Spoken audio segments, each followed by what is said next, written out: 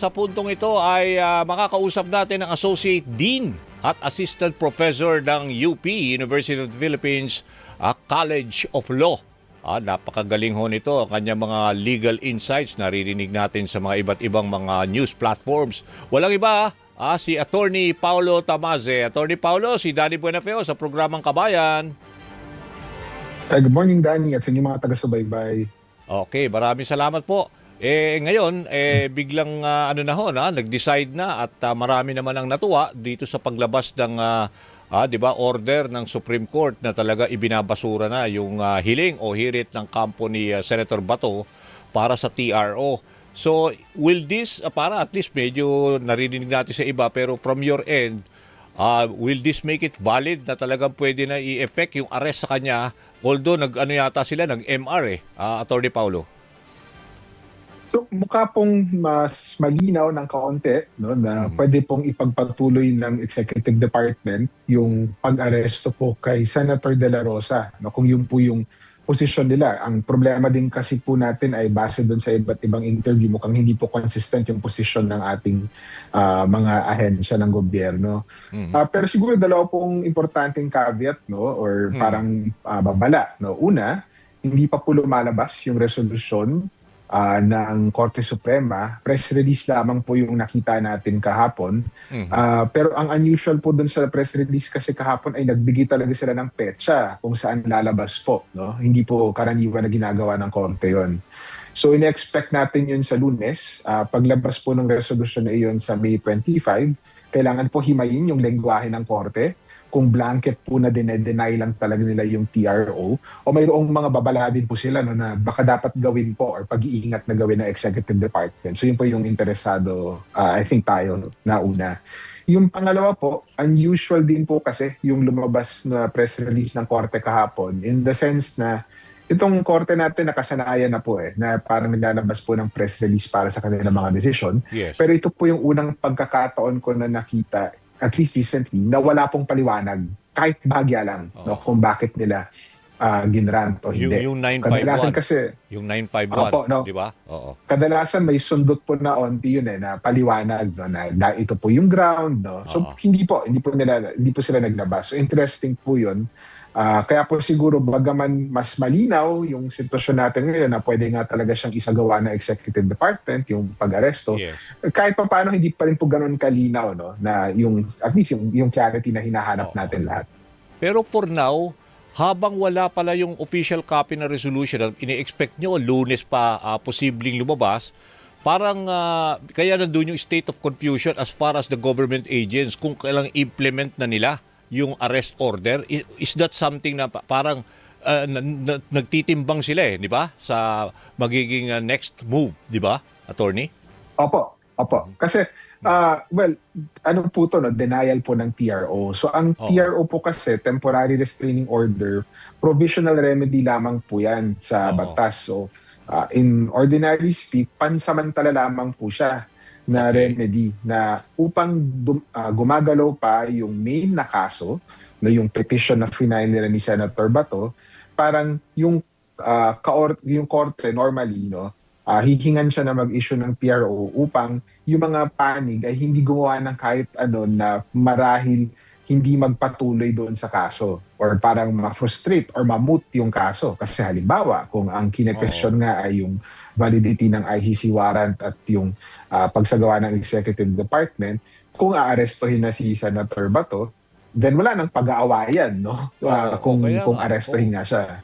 So, unusual po in the sense na itong mga yung circumstances natin ngayon, pero medyo mahalaga po yung inilabas ng korte na denied po yung TRO. Ibig sabihin po nun, kahit pag-awayan pa natin yung main na usapin, hindi po tinitigil ng korte kung ano man yung gawain ng magkabilang panig, both ni Senator De La Rosa at nung ating Executive Department. So, mas malinaw ng kaunti kaysa siguro nung Tuesday, pero may inaantay talaga tayo yung lalabas na decision sa Lunes, yung resolusyon na lalabas sa Lunes. Pero Attorney, with the vote of 951, ibig sabihin kahit na maglabas pa na resolution niya sa Monday, ganun din. So, parang yung papapaliwanag lang. Pero as far as you're concerned, nagulat ba kayo sa numero na lumabas na ganun ka-convincing, 951? honestly, nagulat po ako doon sa Oo. numero. Hindi po natin pinapangunahan no, yung mahistrado natin o yung Yes. korte natin na dahil lamang po in-appoint sila nung dating Pangulo ay kikiling sila doon Oh, sa yes, yes. kaalyado niya. Ngunit, pag tinitignan naman kasi natin yung mga lumabas na desisyon sa mga nakaraan, no, medyo may skepticism po ng kaunti yung korte dito sa ICC na proseso.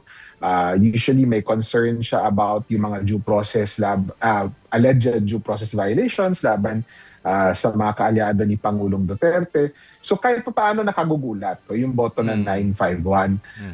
Nakagugulat din po siya in the sense na ang bilis po kasi lumabas. Siguro nga yung urgency na kailangan. At that time, Opo. medyo magulo yung bansa di ba? On this issue. Opo. Oo. At actually, mas interesado pa ho ako ay usually yung urgency po nung paglabas ng isang resolution ng TRO, urgent po yun kapag kailangan i-grant yung TRO. Okay. Di ba po? Kung may kailangan kang pigilin, di ba, ilalabas ka agad ng korte yon para hindi nga Pero magulo in yung this case nga, sitwasyon. binasura na yung issue ng TRO Aha. Di ba? Baliktad po. Okay. Mabilisan po yung pagbasura doon sa TRO. Kasi normally, kung wala naman po talagang magbabago, yung po ang effect Pag dininay po ang TRO, walang magbabago. Pareho lang ang sitwasyon. Hindi po ganun ka nagmamadali yung korte. Pero medyo mabilisan po yung turnaround. No? Sabado po ata, na-file ng Solicitor General yung comment nila. Nag-file po ng reply nung Tuesday, sila ni Senator Bato. Nung Wednesday, meron akong resolution yung korte. At I think, hindi po nagkakamali, naka-writing break po sila ngayon. So special session po talaga yan if ever. Attorney, kanina I was listening to former Senate President at dating Justice Secretary Frank Drilon. He was asked sabi niya, well, ang posisyon niya pwede nang i-serve ang valid na, sabi niya, outstanding warrant of arrest as ng ICC with this decision nga ng Supreme Court. Pero tinanong kasi siya, pero hindi masyadong malinaw pa yung niya. Pero ang binabanggit niya, if ever na let's say Bato is already presented before the ICC, na arrest na siya or he surrenders, whatever is the outcome, no? Kung gamitin niya bang depensa, let's say sabi niya, I was just following orders ng dating Pangulo na let's say execute itong let's say state-sponsored na mga killings. I was just following orders as PNP chief. Will this mitigate his case? Pwede ho ba siyang maganda bang depensa to for him? Posibleng mangyari in the world of probabilities, attorney? So, ang caution ko lang po ay hindi ko po labas po sa expertise ko itong ICC mismo. No? But in theory, yung ganun po na responsibility, hindi po usually yung nagdepensa. No? Hindi po siya nag-excuse. Yun po ang alala ko from understanding this. Okay. So, at I think ang allegation naman po, base lang dun sa mga nabasa na natin ukol dun sa litigation sa kaso ni Pangulong Duterte, hindi naman ang allegation ay parang taga-implement lang, no? Oo. Or tagapamahala lang si Senator Bato ng war on drugs. Ang allegation ay isa siyang key figure doon sa perpetrator. Pagpaplano. Yun talagang term sa kanya So baka hindi po yun as effective, no, na depensa as we think. Okay. Punta naman tayo dito sa kaso ni VP Sara. So binigyan na ho siya ng 10 araw at tumatakbo yan. Malamang June 1 yata mag-expire in 10 days na sagutin yung mga articles of impeachment. For na ho ba? Kasi lumulutang din yung mga posibilidad, Attorney Paulo, na if ever, ito hypothetical din, kung sakaling mag-resign or she is removed, bali by conviction nga, di ba the President may appoint under the Constitution, 89 yata yun, Article 9 yata of the Section 5 or whatever. Di ko na matandaan pero pwedeng mag-appoint ang Presidente ng isang senador at congressman para to be the acting VP. Tama ho ba yung interpretation ko sa batas? So sa Article 7 po sa Ligang Batas, Yeah. yung succession ng Vice President ay pinipili po mula doon sa mga kasalukuyang miyembro ng House of Representatives at ng Senado. So Okay. kung sakaling ma-impeach si na-impeach na po, no? So kung sakaling ma-convict si Vice sa President Senado. Duterte or magbitiw po siya, yung papalit po sa kanya, hahalili po doon ay galing sa House of Representatives or sa Senado. Tapos kailangan po yung pagbotohan. Appointed by the President? Appointed? Nominated po ng Pangulo, tapos kailangan po na parang confirmed ng Senado at ng House of Representatives. So magkahiwalay po na boto yan. Yung last time po natin nakita yan ay nung nag-assume si then GMA. Senator GMA. Chofisto Ginggona Ginggona as matapos Vice maging President. Pangulo ni Vice President, GMA noong panahon na yon. So, yun po yung isang example nun. What if, let's say, in-appoint by preferred acting, let's say, VP ang presidente, pero hindi i-concur ng Senate at saka House? Will that be a problem? Malaki, di ba? Oh. Opo, no. Problema po. Ibig sabihin po nun, hindi po siya pwedeng maging Vice President. So, ang permanente po kasi yung posisyon kung sino po yung manonominate, hindi labang po acting. So, sa saligang batas natin, kailangan paboran siya nung mayorya ng House of Representatives at mayorya ng Senado. No? So, hiwalay pa ho yung boto nila kailangan upang maitulak yung nomination na yun. Kasi I'm trying to, medyo malikot lang mag-isip ang ibang social media. At ako, naiisip ko rin yung possibility. Kaya medyo nagkakaanuhan din, no? Merong mga rigudon at changes dyan sa Senate leadership. Kasi automatically, the Senate President is the third highest, di ba? Next to President and VP. So, medyo may factor yan. Kung sakali lang, in the probability, yung mga world of probabilities na naman tayo, Atty. Paulo. Well, in practice po, hindi naman po usually nagsasucceed ang Senate President natin. Okay. So, isa mamimili lamang pa rin po ang ang presidente. example natin, di ba? Si Chofisto Ginggona po, hindi po siya Senate President noong At that time. na-appoint siya. Opo, pag titignan naman natin yung practice ng Estados Unidos, kadalasan hindi din yung Senate President pro tempore nila yung kinukuha na or majority leader yung gagawing vice presidente doon sa times na kailangan nagkaroon ng succession. So siguro po, ang mas magandang gabay dyan ay tingnan natin kung yung selection ni Chofisto Ginggona. Noong 2001 po, nung in-appoint siya pangpalitan si President Arroyo, isa po siyang tao na kinonsider na kaalyado ni Pangulong Arroyo. Ngunit may independent streak din po siya. And I think as important, parang acceptable po siya sa lahat. So yung intent po talaga ng saligang batas dito sa confirmation requirement na ito ay parang hindi naman abusuhin ng Pangulo yung kapangyarihan niya na mag-appoint ng kanyang vice. At kailangan it's somebody na acceptable po sa karamihan. No? Otherwise, nakakahiya po kasi na matalo doon sa nomination or confirmation fight na yun. It will likely be somebody na wala po masyadong kaaway na yun sa Senado. Okay, pag malaking... kasi... Or sa House of Representatives po. No? So wala po masyadong kaaway, usually siguro yung mapipili. Oo nga, ang malaking doon, operative word is yung acceptable 'di ba? So to both houses of Congress. So ibig sabihin, if ever na hindi acceptable, so ayaw nila, reject nila yung gusto ng Pangulo, pwedeng mag-appoint uli ng ibang Pangulo, pero ibig sabihin, acting capacity, pwede rin ba niya palitan yan even before an election is held? Hindi po, no, permanente po ang nominasyon ng Pangulo. Okay. Hindi po siya pwedeng tanggalin ng Pangulo kung halimbawa mag-iba yung isip niya. Kunwari, iba ang kanilang maging na narrative during the incumbency niya, tapos medyo itong VP na in-appoint niya mukhang hindi parehong sila they're not on the same page. Tama po. At yan po yung isa example again, babalik tayo kay Chofisto Ginggona. Towards nung patapos po ng termino ni PGMA, no, hindi na po sila on the same page with many things. So hindi po pwede mag-iba yung isip ng Pangulo dito sa choice niya. Okay, so given na yan until the next election, di ba? Ng new set of leaders. Tama, Atty. Paulo? Apo, no. Oo. Tama po. Okay. For now ho ba, Attorney, kamusta ho ang basa nyo dito sa mga 4 articles of impeachment? Siguro naman nasusundan nyo yung laban kay VP Sara. Mukhang ang isusulong nila talaga yung unang-una na priority, itong grave threats. Tingin nyo ito pa yung pinakamalakas na ebidensya against the Vice President? Actually, ang interesting po ay kung titignan kasi natin or ikukumpara natin yung 2025 na impeachment, halos pareho lang naman po ng grounds na lumabas.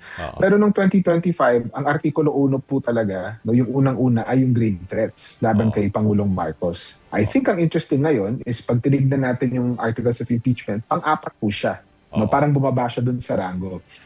So wala naman pong patakaran based sa rules ng Senado na tali yung House of Representatives na kailangan unahin nila si Article 1 bago yung Article 2. Ultimately, call po yan nung magpapresenta yung House Managers or House Panel of Prosecutors in this case. Pero kung ang tanong po ay ano po yung pinakamalakas ang ebidensya, siguro more than yung grave threats po. Yung medyo malinaw po kasi for now is yung salin. Kasi dokumentado po yun no?